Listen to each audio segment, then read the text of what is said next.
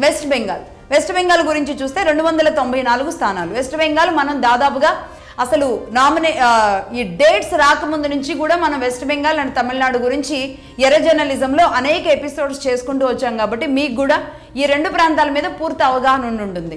But ఈ 3 ప్రాంతాలు ఇవాళ మనం కొత్తగా టచ్ చేయడం జరిగింది. ఈ నేపథ్యంలో వెస్ట్ బెంగాల్ అనేది 294 స్థానాల్లో మార్జిన్ 147 స్థానాలు రావాలి. అలాగే ఈ మొత్తం ఎన్నికలు ఈ 4 రాష్ట్రాలు అండ్ యూనియన్ మొత్తం 5 ప్రాంతాల్లో 92.5% మొదటి విడతలో నమోదైంది అంటేనే ఇది పూర్తి ప్రభుత్వ వ్యతిరేకత అనేది మరి బలంగా చెబుతూ ఉన్నారు అనేక మంది. ఇక రెండో విడత అనేది 29వ తారీఖున ఎల్లుండు ఇది కంప్లీట్ అయిన తర్వాతే పూర్తి ఎగ్జిట్ పోల్స్ అనేది మనం చూస్తాం. అప్పటి వరకు ఎన్నిక ఒక రకంగా ముగియనట్టే. ఈ నేపథ్యంలో ఇక్కడ మ్యాజిక్ ఫిగర్ అనేది 147 వీళ్ళది 147. అయితే టీఎంసీ ఓటమి దాదాపు ఖాయం.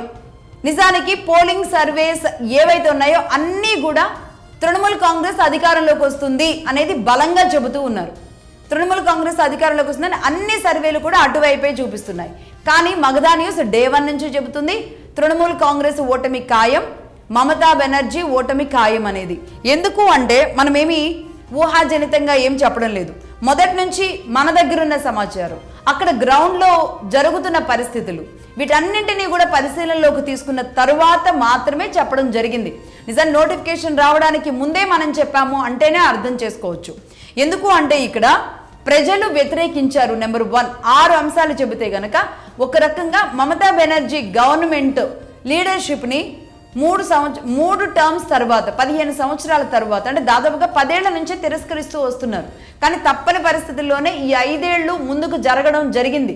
ప్రజలు ఏం చేయలేని పరిస్థితుల్లో ముందుకి ఇక సైలెంట్గా ఉన్నారు ఒక రకంగా. ఈ నేపథ్యంలో ప్రజల తిరస్కరణకి మమతా బెనర్జీ గవర్నమెంట్ అనేది చాలా స్పష్టం.